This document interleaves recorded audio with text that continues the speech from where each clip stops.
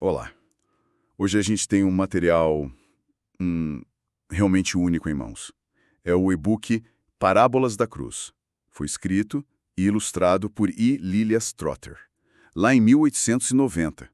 E é fascinante como ela usa a natureza, sabe? Os ciclos, a beleza, para falar de conceitos espirituais bem profundos.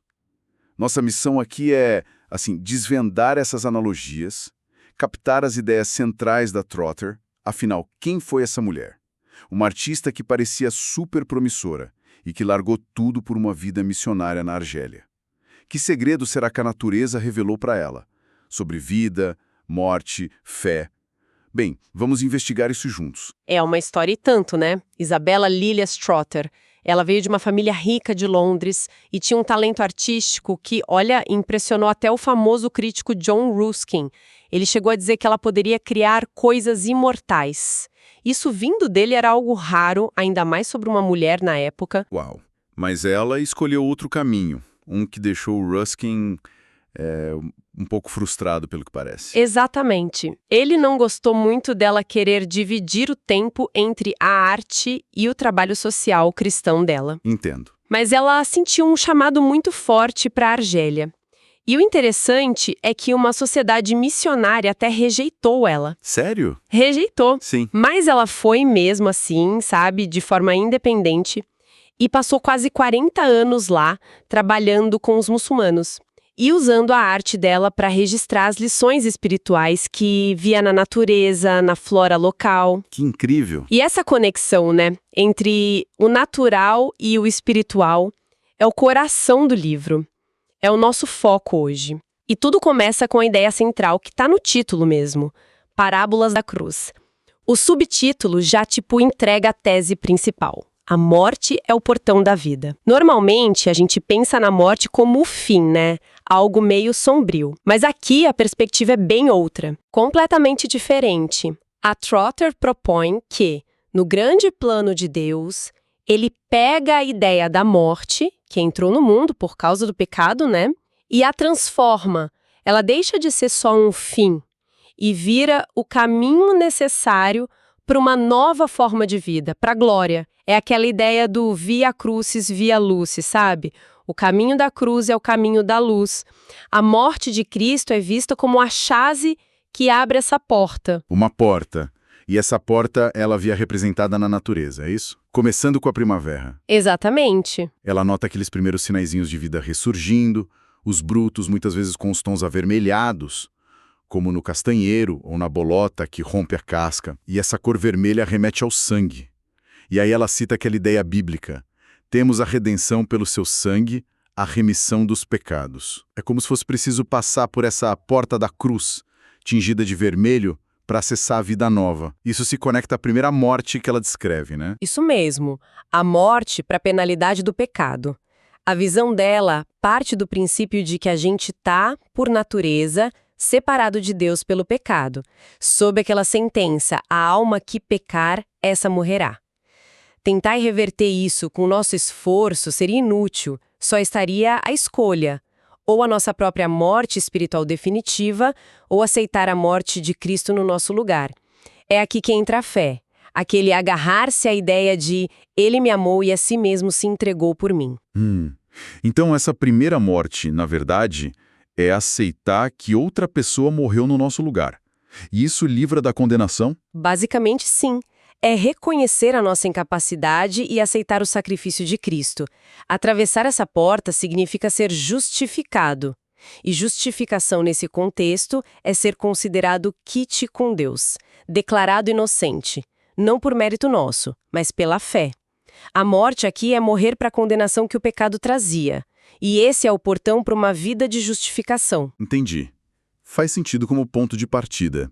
Mas, ok, uma vez justificado, a vida continua. E aí vem aquela luta interna que tanta gente descreve, né? Aquela briga entre os velhos hábitos e a nova vida que está tentando crescer. Lá em Gálatas fala disso. A carne cobiça contra o espírito e o espírito contra a carne. Um conflito constante. Perfeito. E é exatamente aí que a Trotter introduz a necessidade de uma segunda morte.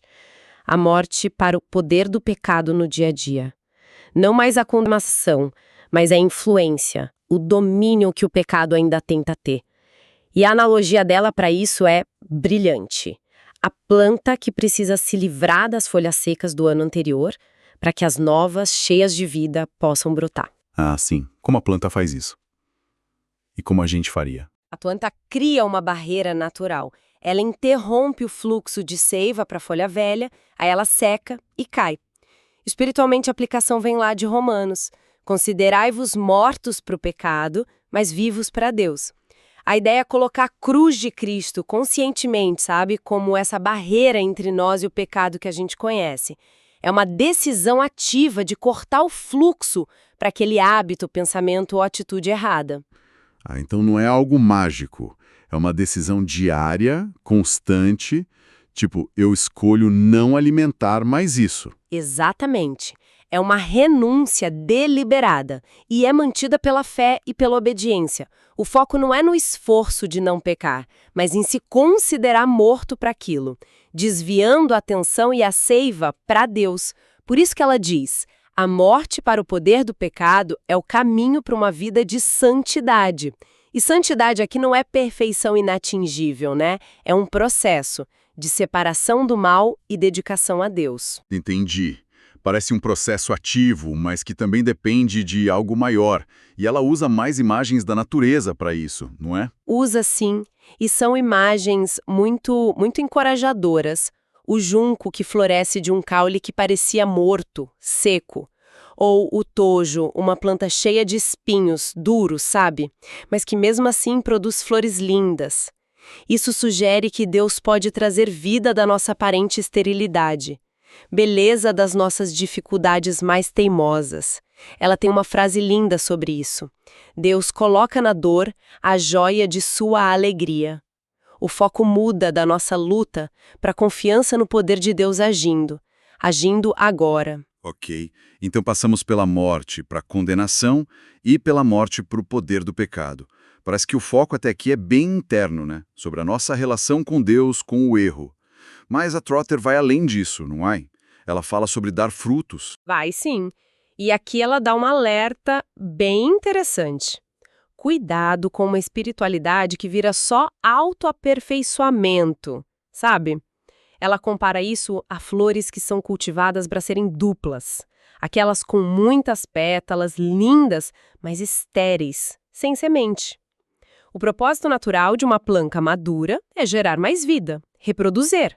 Como diz a Bíblia, né? Há mais felicidade em dar do que em receber. E para dar, para frutificar, precisa de um outro tipo de morte. Precisa, sim. E essa é talvez a mais sutil e a mais desafiadora. A morte para as coisas lícitas. Peraí. Coisas lícitas. Coisas permitidas, boas. Morrer para o que não é pecado. Isso soa radical. É radical mesmo. Não se trata de abandonar o erro, mas de estar disposto a abrir mão de coisas boas, coisas confortáveis, permitidas, até mesmo bênçãos que Deus deu, se Ele indicar um propósito maior para essa renúncia. Pense em Cristo. A vida que Ele entregou não era pecaminosa, era perfeita. Ele abriu mão do bem para um bem maior. Então, a morte para as coisas lícitas é o caminho para uma vida de rendição. Como a natureza mostra isso? Porque, nossa, parece difícil de visualizar. Verdes na base da flor. Primeiro ele segura as pétalas, depois ele afrouxa, mas ainda pode fechar de novo. Só que na flor madura, o cálice se dobra totalmente para trás. Ele perde a capacidade de segurar as pétalas. Elas ficam livres para cair quando for a hora certa. A lição: entregar não só as coisas, mas o poder de reter essas coisas. As mãos precisam estar abertas, dobradas para trás, dizendo: do que é teu, te demos. Isso me faz pensar muito na vida dela. Abrir mão de uma carreira artística tão promissora por algo que ela sentiu ser um chamado maior. É esse tipo de entrega. Exatamente esse tipo. Pode envolver abrir mão de conforto, tempo, reputação, amizades, talvez até experiências espirituais que nos confortam muito para depender só de Deus. Ela usa uma expressão forte para isso: ser naufragado em Deus, quando todos os outros apoios falham, sabe? Não é lutar contra, é ceder, entregar. A recompensa, uma liberdade profunda, a independência de quem só precisa de Deus. Uau! Justificação, santidade, rendição. Parece uma escalada de entrega mesmo. E ainda tem mais um degrau? Tem o que ela parece ver como o ponto mais alto, o sacrifício, que é a rendição, essa entrega voltada especificamente para o bem dos outros. É o eco direto do Calvário, dar a nossa vida pelos irmãos. A frase que ela usa, adaptada lá de 2 Coríntios, resume bem. A morte opera em nós, mas a vida em vós. O nosso esvaziamento gera vida no outro. E que morte é necessária para isso? Se já entregamos até as coisas boas, o que mais falta entregar? Falta o eu. A morte para o próprio eu. E isso vai fundo. Morrer para o nosso julgamento, nossa autoconfiança, nossa vontade, até mesmo nossos planos bem intencionados de servir a Deus, se não nascerem da direção dele, sabe? É esvaziar tudo que é só nosso, só humano, para que a vida de Cristo com o amor dele pelos outros possa fluir sem obstáculos. A morte para si mesmo é o caminho para uma vida de sacrifício. Morrer para o eu. É quase assustador pensar nisso. Como a natureza consegue ilustrar algo tão profundo assim? Com imagens de esvaziamento total. O dente de leão que solta todas as suas sementes ao vento. Não guarda nada. As vagens de íris ou de aveia que se abrem completamente, sem hesitar, para liberar o que carregam. É a ideia de gastar e ser gasto pelos outros. Tem uma citação que ela usa que é muito forte. Meça sua vida pela perda e não pelo ganho. Não pelo vinho bebido, mas pelo vinho derramado. O amor se mede pelo que se entrega, pelo sacrifício. E essa entrega total, esse esvaziamento, está ligado à ideia de dar fruto, que você mencionou antes. Diretamente ligado. Lembra do, se o grão de trigo não morrer, fica ele só, mas se morrer, dá muito fruto. O sacrifício do eu permite que o Espírito Santo atue livremente, multiplicando a vida de Cristo através da gente em outras pessoas. A nossa parte não é garantir o resultado final. Nem toda semente vinga, mas ser fiel em liberar, em se doar. Entendi. É um ciclo, então. Não é como se a gente chegasse no topo e... pronto, acabou. Não é linear. A Trotter enfatiza que é um ciclo contínuo. Vida leva a uma nova necessidade de morte, de entrega, e essa entrega leva a mais vida. O apóstolo Paulo falava em estar em mortes muitas vezes. Ela usa o exemplo do musgo esfagno, aquele que cresce em turfeiras. Ele cresce em camadas. A vida nova brota sobre a camada anterior que morreu e se decompôs, nutrindo o novo crescimento. É um ciclo. Mas é importante não ficar preso só na ideia da morte, né? O foco final tem que ser a vida. Crucial. Ela insiste nisso. A morte é o portal, não a morada. O objetivo é a vida que vem depois da morte, a vida de ressurreição. Uma vida que ela descreve como alegre, radiante, forte. É Cristo vivendo em nós. Não mais eu, mas Cristo vive em mim. Não é para ser algo pesado, mórbido, sabe? Mas cheio da alegria e da glória de Deus. Como morrendo e eis que vivemos. A morte é o caminho, mas a vida abundante é o destino. E essa vida vivida assim, em entrega, ela deixa um legado que continua depois. Sim, ela toca nisso no finalzinho. Cita Apocalipse. As suas obras o seguem. O que Deus faz através de uma vida entregue pode abençoar outras pessoas muito tempo depois.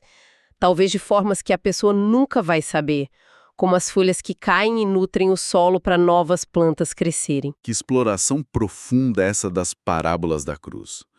Realmente, Lilia Trotter nos leva por um caminho onde a natureza espelha essa jornada espiritual. Brotos vermelhos para justificação, folhas velhas caindo para a santidade, o cálice se dobrando para a rendição e a semente se soltando para o sacrifício. Cada morte abrindo uma porta para mais vida. O que fica disso tudo é um chamado a uma entrega que parece total, onde beleza e perda andam juntas. Exatamente, e para Trotter fica muito claro que isso não era só poesia botânica, né? Eram princípios vividos. A renúncia à carreira, a vida na Argélia, tudo isso ecoa nessas parábolas. A entrega do controle, a disposição ao sacrifício, a confiança em Deus, mesmo na perda, são ideias com consequências bem reais. O desafio é pensar como esses princípios, que nasceram da experiência dela lá no século XIX, ressoam hoje.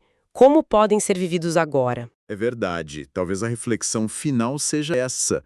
Se cada etapa de morte ao pecado, as coisas lícitas ao eu, é um portal para mais vida e mais fruto, qual portal pode estar se apresentando agora na jornada de cada um? O que significaria na prática hoje? Essa entrega total que ela viu no dente de leão soltando as sementes ao vento. O que a gente precisaria soltar? Fica aí a pergunta, né? E com essa reflexão, a gente encerra a nossa análise de hoje.